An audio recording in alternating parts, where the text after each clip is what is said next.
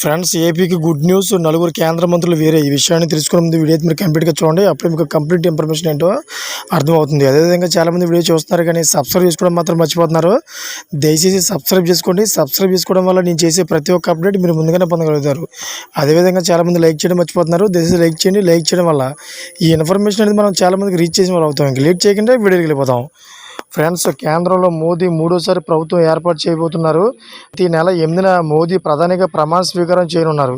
అయితే ప్రస్తుతం జరుగుతున్న ఎన్డీఏ సమావేశంలో కొత్త ప్రభుత్వం ఏర్పాటుపైన మోదీ చర్చించనున్నారు. తెలుగు రాష్ట్రాల నుంచి ఎవరికి కేంద్ర మంత్రులుగా ఛాన్స్ దక్కుతుందనేది ఆసక్తికరంగా మారుతోంది.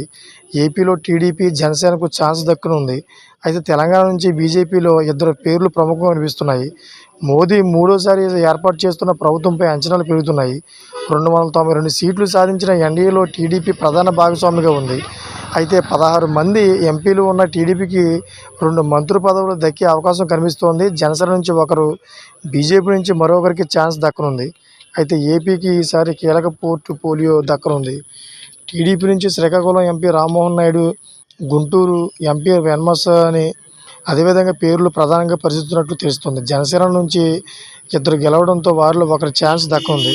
ఫ్రెండ్స్, చూసారు కదా, ఇటువంటి లేటెస్ట్ అప్డేట్స్ కోసం నా ఛానల్ సబ్స్క్రైబ్ చేసుకోండి. అదేవిధంగా గడపలు ఆన్లో పెట్టుకోండి. నేను చేసే ప్రతి ఒక్క అప్డేట్ మీరు ముందుగానే పొందగలుగుతారు. ఇప్పుడు వరకు చూసిన ప్రతి ఒక్కరు కూడా థ్యాంక్ ఫర్ వాచింగ్ ఫ్రెండ్స్.